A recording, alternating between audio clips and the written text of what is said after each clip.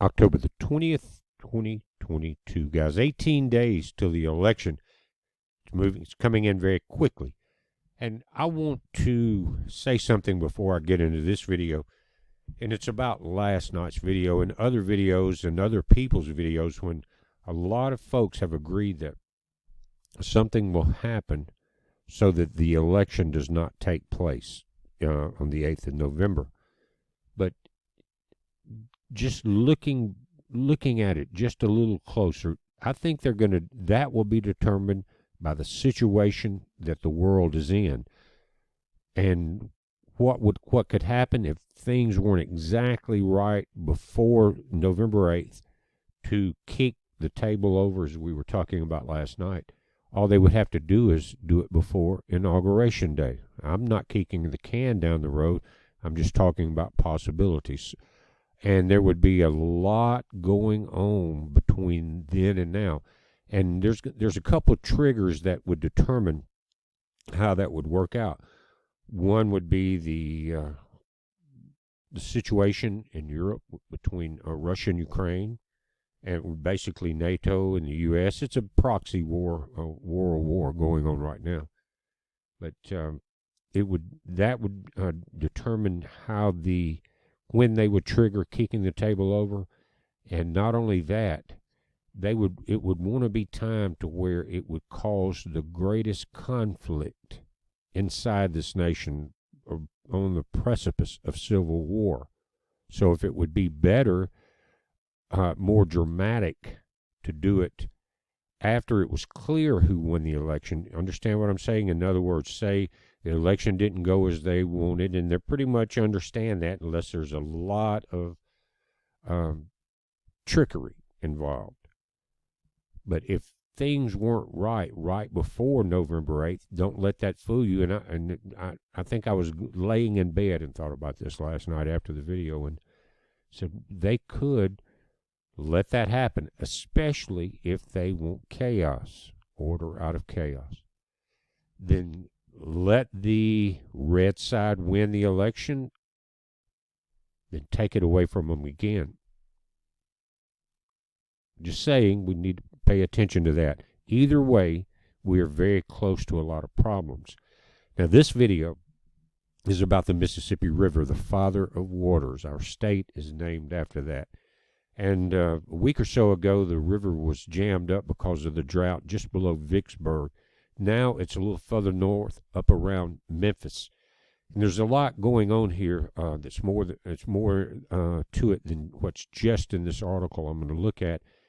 And is the fact that I saw an image, it looked like a drone or helicopter image of one of the big silos on the Mississippi River. And what they're doing is you got grain coming in from all the farmers. They put it into the big silos, and then they pump it onto the barges.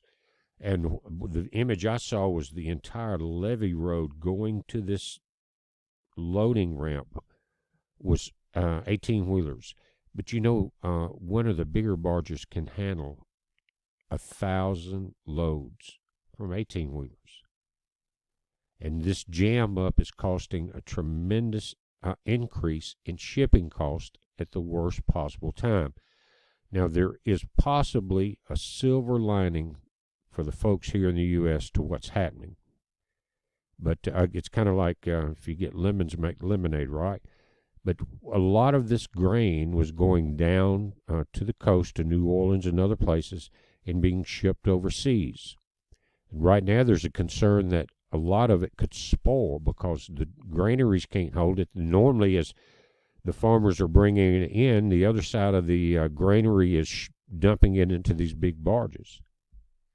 And so you think about the cost, and what we're going to see in this article is that it was about $10 a ton just a year or so ago to ship by barge, and now they're looking at up to $70 to $80 a ton, so 7 to 8 times the cost, and all of that will be passed along. But the silver lining would be, if this is designed, a lot of it for exports, maybe someone will have enough sense, kind of like Joseph in Egypt, to store some of this up and keep it here.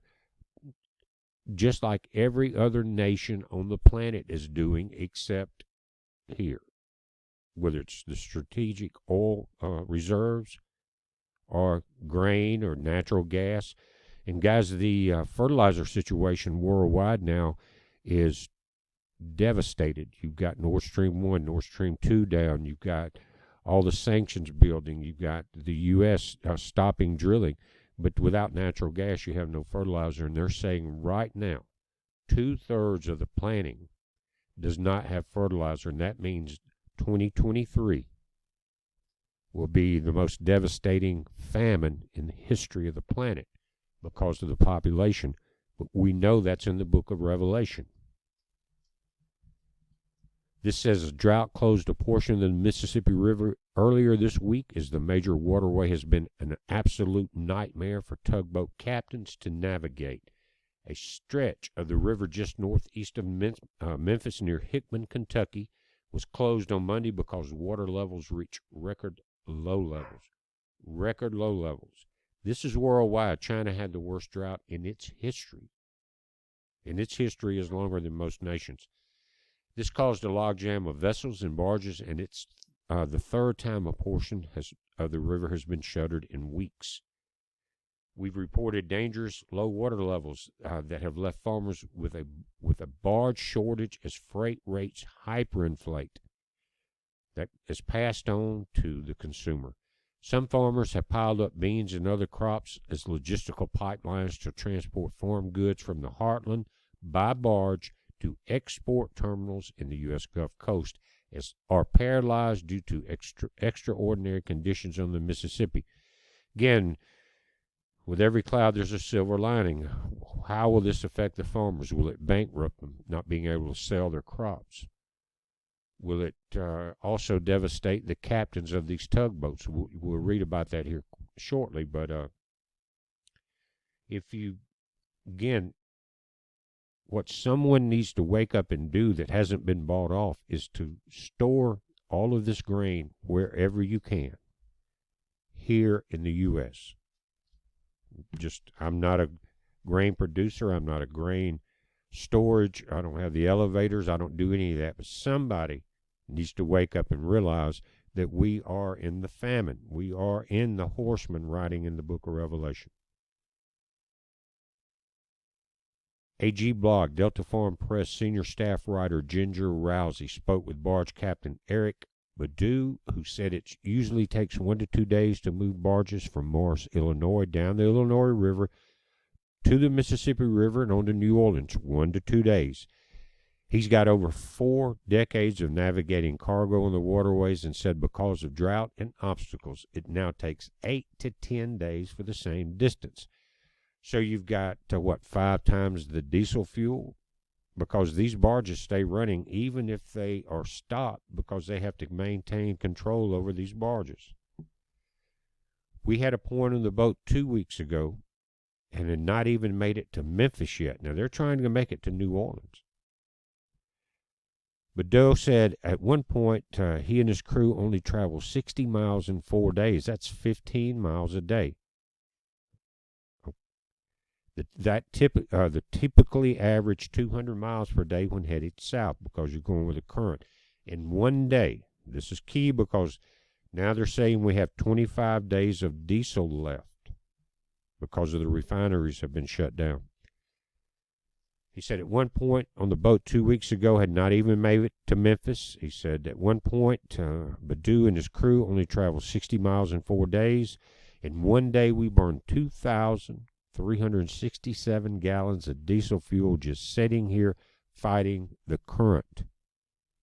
That comes out to about $10,000 in fuel in 1 day, and we barely moved. Multiply the fuel costs for all the boats just sitting here, plus the amount of fuel, plus the other cost involved in boat maintenance, and you can see when transportation costs are through the roof. It is disastrous.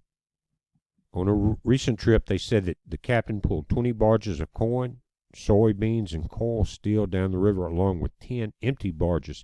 He said the rapidly dropping water levels make the waterway risky to haul more barges. An average tow usually consists of 30 to 40 full barges. And again, one of these bigger barges can hold 1,000 18-wheeler loads. So even though we see the 18-wheelers trying to do the best they can with the fuel cost, it's going to be extremely hard to do that, especially with the regulations coming down on all of the transportation industries.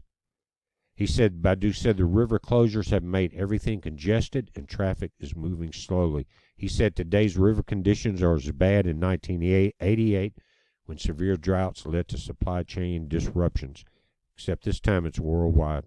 He said one of the worst places to navigate is around Memphis. Memphis to Vicksburg is absolutely the worst part of the river to navigate. It's flat, shallow, there are hard turns, and the river's swift. Guys, I've been on that river many times from Buras, Louisiana, up to Vicksburg, Louisiana, seen it flood Lake Providence and Eagle Lake. Seen it flood Yazoo City in 1973 as we worked through that flood as just a teenager out in high school. But guys, this image, you see these big sandbars, they're not normally there. Plus, when you see the water, if you've been on boats much of your life, or any amount of time, you'll see that it's very shallow. You can see the areas where you couldn't take very much load at all right now. And they're saying that after the floods and the rains and the droughts, that the bottom changes very rapidly and it becomes hard to navigate. And just imagine a boat by itself, guys. You know how hard in windy conditions, things like that, it is to maybe just pull into your slip, right? Imagine that type of load you're seeing in this picture. With the river that's down, you're not sure exactly where the shallow bars are now, and you don't have time to stop. So you've got to be one of the best. The captain also says, even though he's been here 40 years, there are a lot of new people on the river that aren't experienced, and that will cause problems very quickly. Now, an article I'm not going to talk much about, on the same page, on the same website, maybe the second page of the article we just read, and this is Zero Hedge. I will link to it, but you can just put in zerohedge.com and find all of this information. You really should read it daily. But it says the you-know-who votes to add the you-know-what change to childhood immunization schedule. Now, even though half the planet is now admitting that it's very dangerous, this is what 16 people, or 15 people, 15-0, Thursday, from the CDC voted to add for our children. Now, since this began, everybody that I can and love and will accept it has been put through homeschool. And they will remain there, and they love it. So now this is definitely a sign of complete catastrophe and Moloch worship. If you want to be a part of that because you're too busy to take care of your kids, then you've given up. If it's always been, I've homeschooled we're dealing with grandkids now, but back during the day when my kids were in high school in the 80s, I homeschooled them. Not because of this, just because they weren't being taught properly. And within a couple of hours, all sitting around the kitchen table, this was before computers, and you had to mail in the homeschool results, get the test back. All of them did great, and they all got into college. But right now, you have a decision. I made it a long time ago, to whether you're going to send your kids into these Moloch worshiping centers of death. We're watching it, guys. I hope you make the right decision on this. If you don't, I understand that some people just cannot afford to do anything but that, but there's got to be a way. If your kid's life means anything, there is a way. Just read the headline. I'll link to it, guys. It's a heads up. Be safe.